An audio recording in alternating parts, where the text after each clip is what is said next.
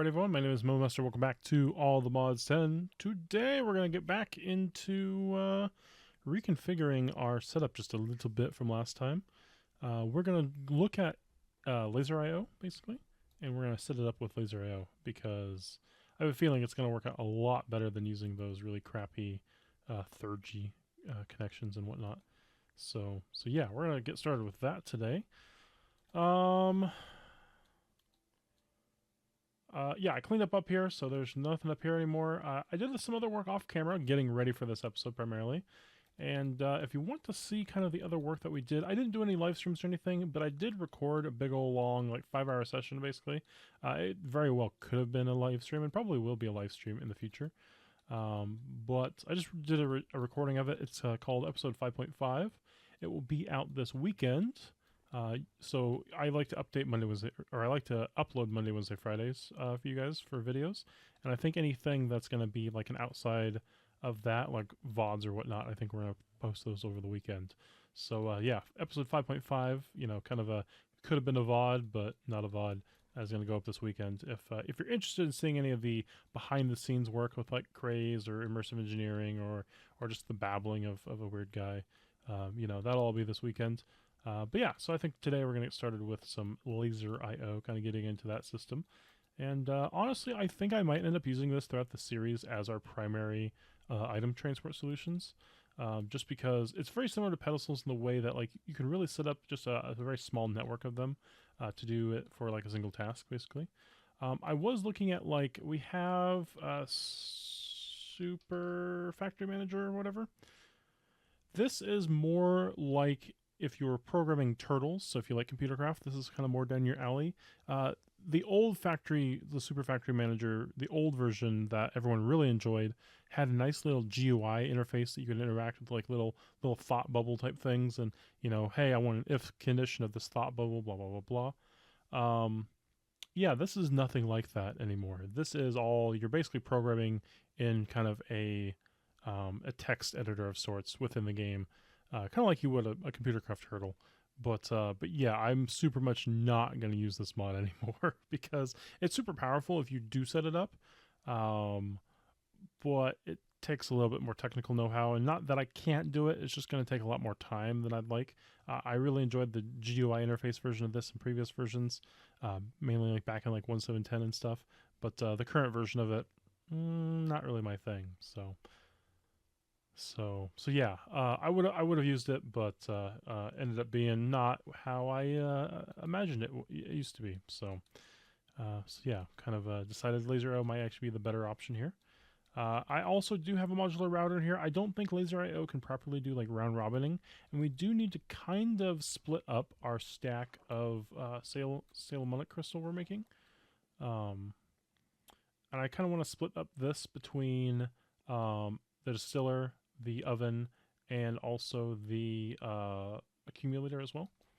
So yeah, I need a round robin option, and I don't think this is going to offer it to me. So, and then the other thing with that is in the partial episode that we, you know, we'll upload this weekend, I ran through a bunch of stats, and we kind of figured out kind of how much this system's actually producing.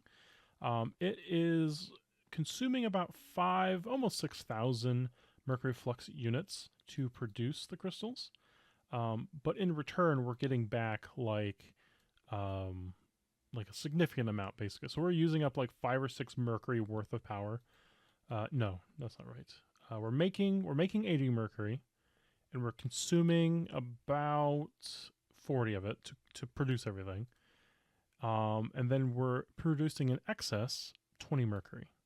So we're basically, this whole system is giving us a net gain of 20 mercury, which is about a third of the total energy it's producing. So I would say it's still a win. It's definitely a bit of a process, but it is producing a net gain of mercury, which also could be a net gain of like the Salamonic crystal as well, which is also potentially a net gain of the salts. So you know, that 20 mercury, that's, you know, that's 4 crystals. So that's, you know, that's either a net gain of 8 salts or it's a net gain of about 20 mercury. So it is definitely doing it for us, but we are going to have to find other solutions for getting like salt production going. For strata salts, I think ice is probably the way to go. Ice generates fairly quickly, and you can get quite a bit from it. For the mineral salts, which would be the one that we're primarily consuming, I'm looking at probably using amethyst for that, amethyst production, or maybe more ideally using emeralds, I think would be good as well. And then also to make the niters, I'm actually looking at maybe doing like a skeleton farm and using the arrows, or setting up easy villages for arrows. And the main reason for that is how this mod kind of goes. And I might need to reorganize my setup here, but the mob drops. So if we look at recipes for mob drops, we look at the Reformation. If we want to make a mob drop, we need 4 abundant gems to make a single abundant mob drop. And this means we need 4 of these pedestals to do this setup, basically. If we have one of these, this takes 8 gems to make it. Does that sound right? I don't know, I need this. Actually, it might be cheaper to do this and make it up into there. Anyways, I'm not going to worry about that. But yeah, to make this takes 8 gems. And then to make... Wait, isn't there a next higher tier? Oh, hold on. Oh, this is 8 to... Oh. It's 4 to make that. 8 to... Oh my god, that is way more expensive. That's why it takes 2 each in each one of these. Okay. But yeah, gems to that is insanely different. Whereas if I want to make a gem... if I want to make gems out of something... Wait. Hold on. If I want to make a gem, it takes a bunch of these. But if I want to make one of these, it takes a bunch of gems?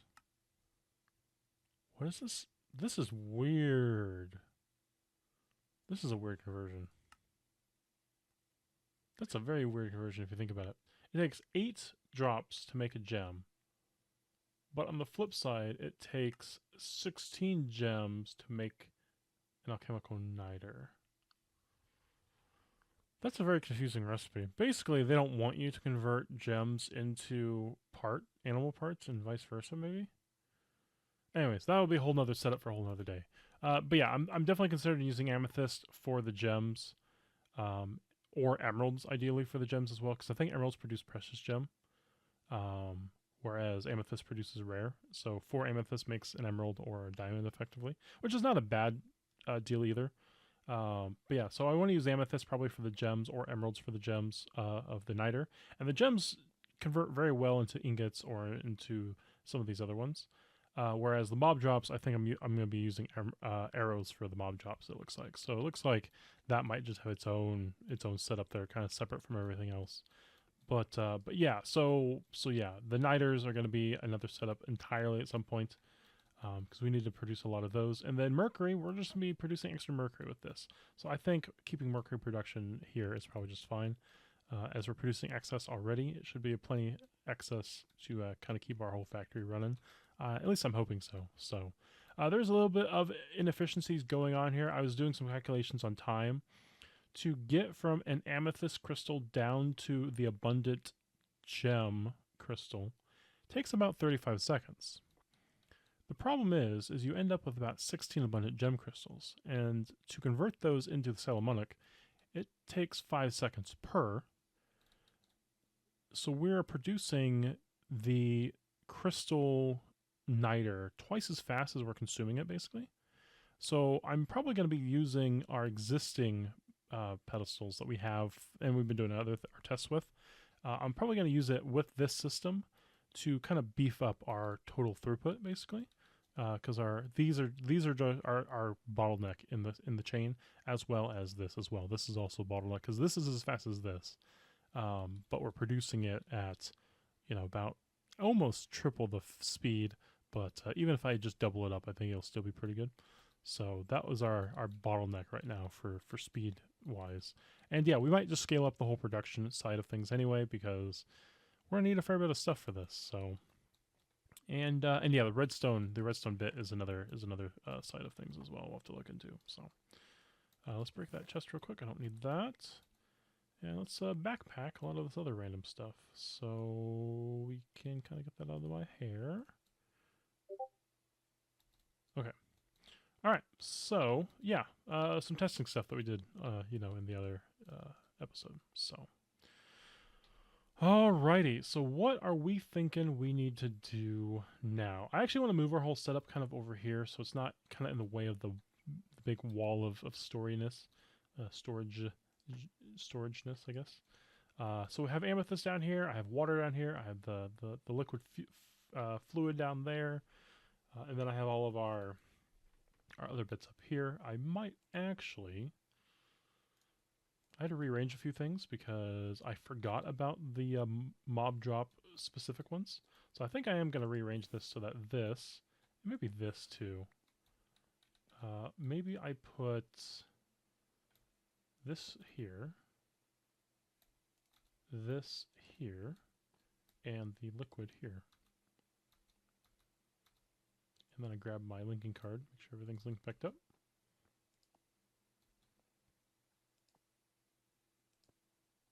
Perfect. That should link everything back up properly. We should be good to go. All right, so now we have the liquids. We have everything on the controller. And I have done a little bit of pre-configuring with Laser.io. So I have kind of the lasers down here that are connected. As well as I've started over here. We have a extract for water and the Salamonic fluid. This stuff. And then I have an insert for this stuff as well, just because I want it to go to the drawer if it's being produced, so we have kind of like a storage buffer, basically. That's kind of the goal here is what I'm planning on. So yeah, that's kind of the goal. All right, so for producing the fluid, it's actually really, really simple. We just need the tank and this to run. So I'm gonna produce that. I think just right here should be fine. Should be fine. And right here. So what I need to do is, how do I want to do this? Because I want to be able to capture the fluid, but also be able to insert the crystals into here as well. Oh, I need to put water in here too. Okay, so I'm gonna need two of these regardless, it looks like. Because water goes in there, fluid comes out of there. And if I want to connect these, I want to connect maybe this to that. And then this, I want to connect to a serviceable node, which is here. We'll connect that there, so the line will go down.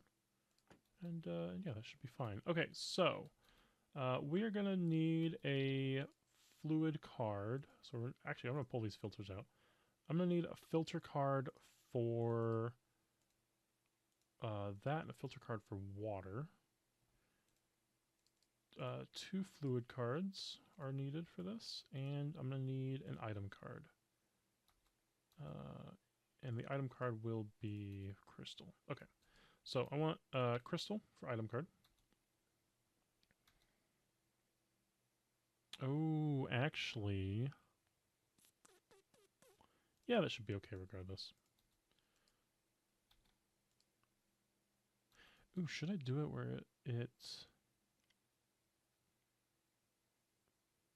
I don't know. I don't know how I'm going to figure this out. Okay, the item card goes here, so we are allowing this, and we want to insert it into here. So we have little item inserts into there for that crystal. Then we want water. So we want to allow water in this one, and this one is going to be that. So this will be our water insert. We're going to throw that into here. So that now is filling up with water, which is good. And then this will actually be an extract of this fluid. And we're going to throw that here. So now anything that does get produced, we can produce without the Salamonic crystal, and it will just produce a small amount. And then we are extracting that small amount to go into our system, which I think we should be full. Yeah, we're completely full, so we can't actually extract anything. So this will then buffer until it's done. So until we get the Selenite crystals available, this will just not be as efficient, but it still works regardless. So there we go. That's the first setup, which is pretty easy to do with Laser IO and not nearly as confusing with all the freaking wires everywhere. Okay, so now we need to go into our liquefaction and our fermentation. So this is our liqueficator. We can break all those. All right, I was producing arrow in there temporarily. Oh yeah, this is the Selenite for the fermentation, and this is the regular fertilization for the water. So how do we want to do fermentation of that?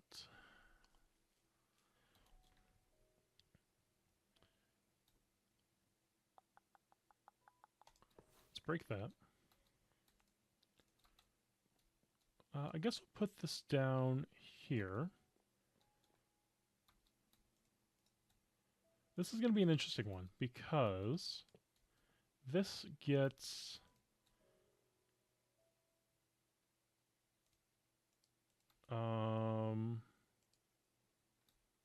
that filter with a fluid card. Insert, yes. And honestly, you know what we could do? Because these are already close enough, let's do that. Oh no, that. Connect them that way.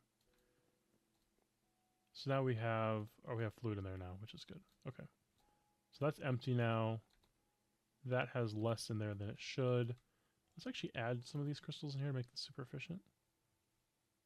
Well, this will just pull out directly, right? Like the moment something's made. 22, 21. This is filling back up. 25. Yes, okay, so it's working the way I thought it would, which is good. Okay, so fermentation vat. Also, we want sugar and seeds to go in here for items. I think that's how we're going to produce our fertilization material. So that is an item card. I don't have this set up in our storage yet, but this is something I do want to do. So that will be our seeds and our sugar, which I could temporarily stick into here just for funsies. Oh, and then I'd have to have an extract on that as well. Okay, that's not a big deal. So let's extract these with an item card. Extract and that. We'll throw that into our node down here. Boom, perfect. Sugar's easy to produce with beets, and then oh poop, I didn't mean to do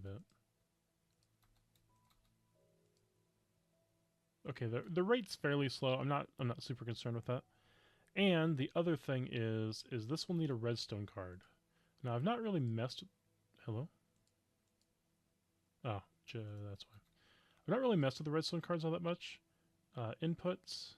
This will be an output of strong redstone on channel 0. That's probably, yeah, channel 0 is fine. Okay.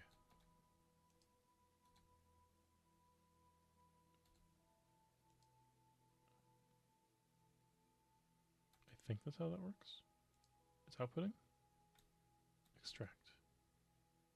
No, is that... No, I need this to be insert. Inputs. Output. Strong output. That's kind of confusing to me. It's kind of confusing. Hold on. Let's go up here and grab a lever real quick.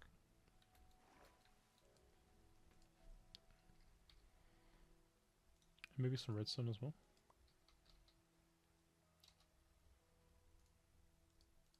Just a few bits of redstone. I'm gonna set up a temporary node, like here maybe.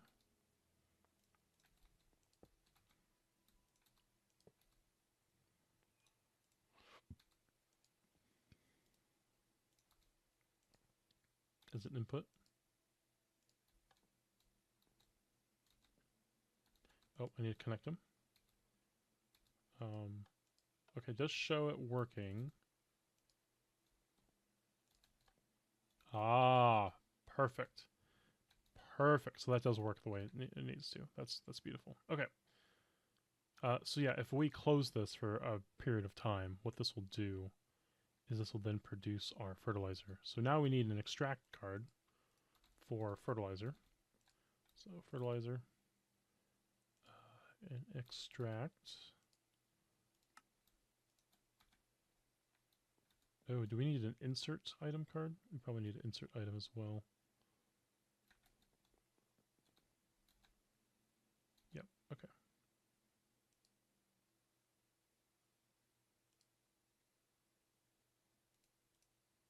So insert item, extract item. If we unpower this, you can see how it'll do things. So yeah, basically the redstone just needs to be on a timer that powers things on for a period of time and then powers things off for a period of time and then on for a period of time, off for a period of time. That's all this is really going to end up doing is I'll have a clock. And I'm trying to work out how I want to work the clock. I have a feeling this redstone clock pulses for at most 10 seconds at a time, which is bad because a lot of these things take 5 to 10 seconds to even work. So I'm thinking I want to pulse it on for a period of time, then pulse it off for a period of time, and then like go back and forth for a longer period of time though. So yeah, that's gonna be a fun time. But anyways, for now, manual is fine. All right, so for that, I want to store excess in here, which means that I'm going to need another card. This will be an item insert card. We're inserting into here.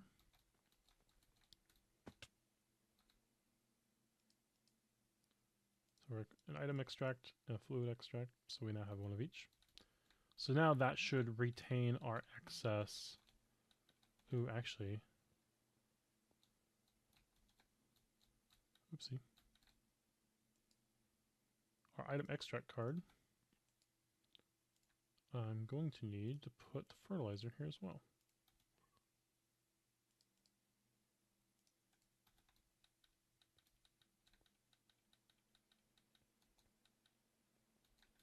So now we can take our excess fertilizer, pull it out, throw it into storage, and then retrieve it as necessary, which will be good. All right. So that is that node covered. I guess I'll throw the excess to the fertilizer in here. Actually, no, I need at least one, right? One. Okay. All right, so that's fertilizer production covered. We then need... We still need the liquefaction bit covered, right? But that's our base production of fertilizer, base production of fluid. We also need... What else? Crystal liquefaction. Okay, so let's do liquefaction next. So this guy is next. We'll just add a node to it. Hello everyone, this is Mo. We're just cutting in here to the video real quick. I'm going to cut a fair bit of the video out today just because we've already set up the production of mercury in last episode in Wednesdays. But we're basically resetting it all up with Laser.io. I've done a little bit of balancing as well in the episodes. There is a bit of the setup became a little bit larger. Mainly, the reformation bit is a lot slower than producing the actual sulfur and nitor. So we basically doubled that up. That way, the throughput is not as restricted as it was before. So that's kind of the gist of the new setup. Is it's a little bit more efficient that way, or a little bit faster that way. But in essence, it's the same setup. So we're going to cut back into the end of the video here. That way I don't bore you guys with the setup process. We're using Laser.io. Once you've kind of set it up before, it's kind of the same, even though you're setting it up for multiple machines, right?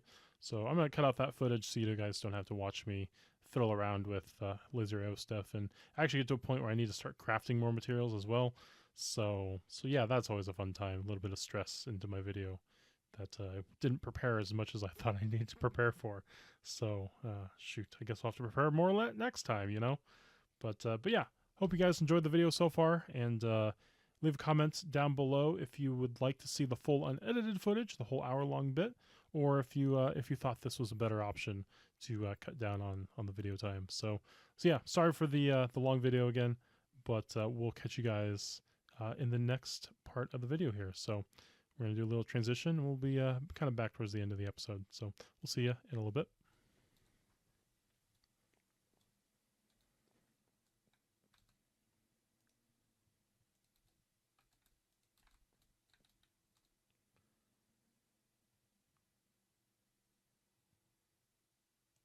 Nope. Let's do. Let's actually do it this way. Let's do one tower there. No, let's move it over one. Space one there, there. So that'll be our 2 towers. This will be our Mercury vessels. This will be our salt vessels. And then our last... Ooh, actually, can this share? Ooh, I didn't think about that. That might be kind of insane, actually. I did not consider this option. I haven't even tested this. I have no idea if this is actually functional.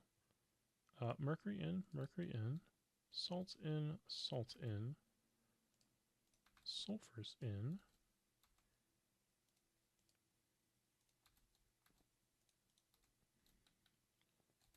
Grab the bottom of that.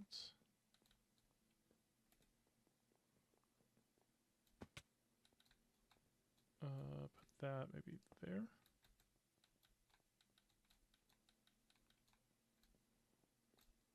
It does seem to work.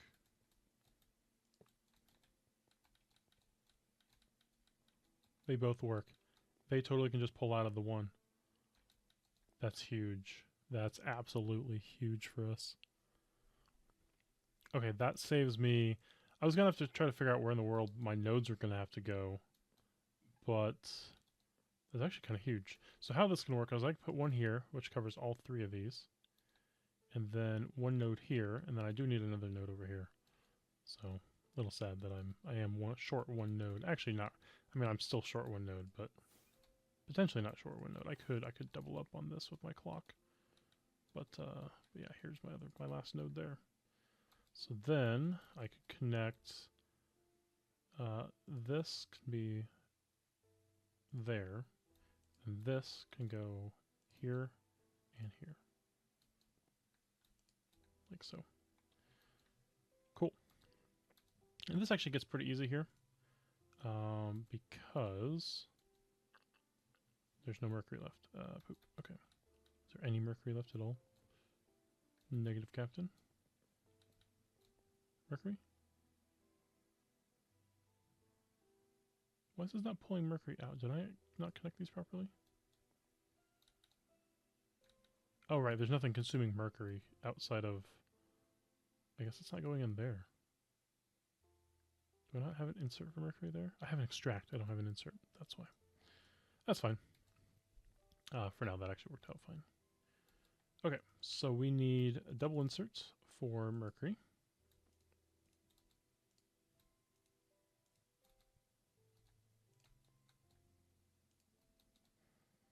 We need an insert for the sulfur.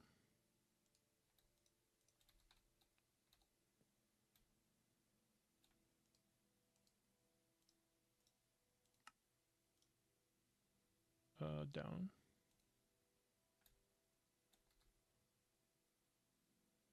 Cool. Sulfur going down. That's good.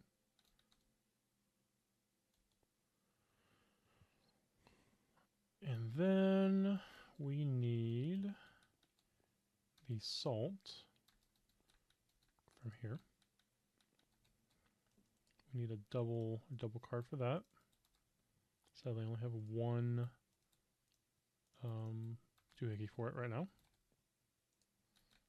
Let's go see if I can make another couple set of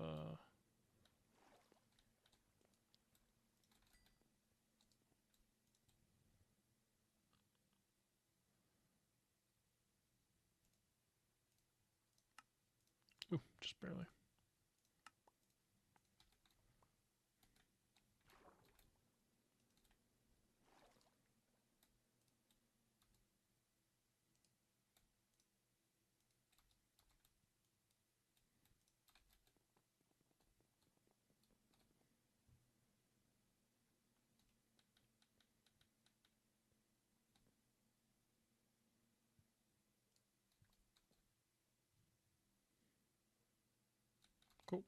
That's all the salts in there.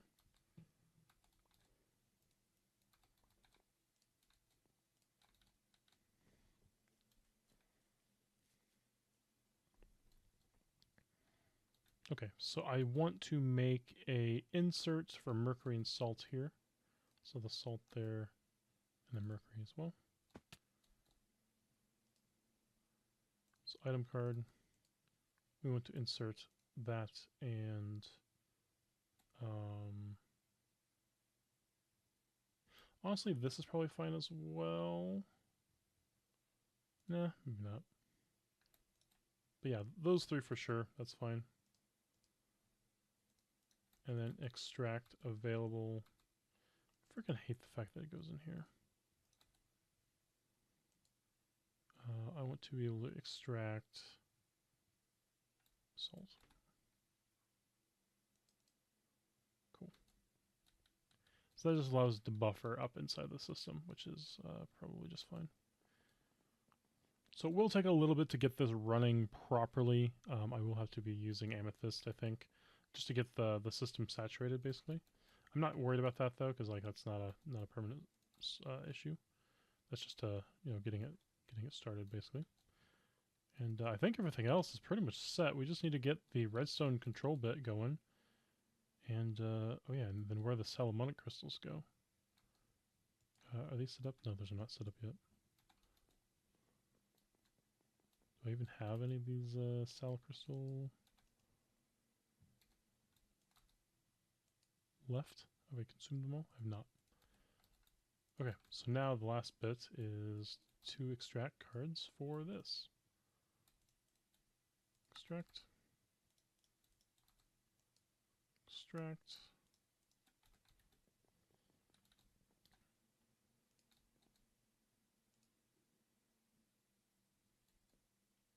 Cool. And I guess if I need to buffer it, could buffer right here. I could make a insert extract option for this as well.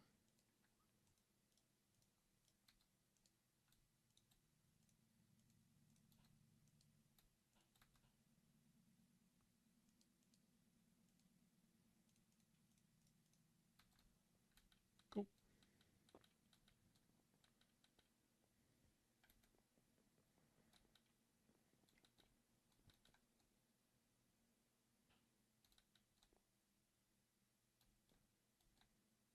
And yeah, there will be a little bit of a priority between this, but because this should saturate, or this should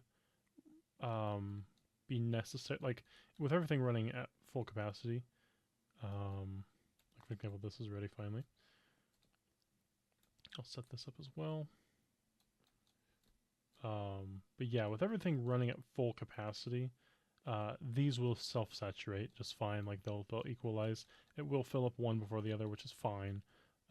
But mainly our main thing is we want to, keep that process running faster, and this process will just keep up with whatever's left.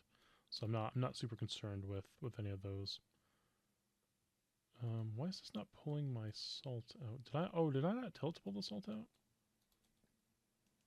Is that bad on me? Did I screw up something? Oh. That's why.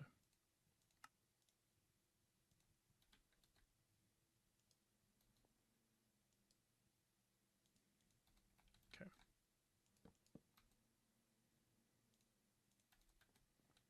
Alright, so now I'm going to put everything back in our system real quick. And yeah, just let everything run, I guess.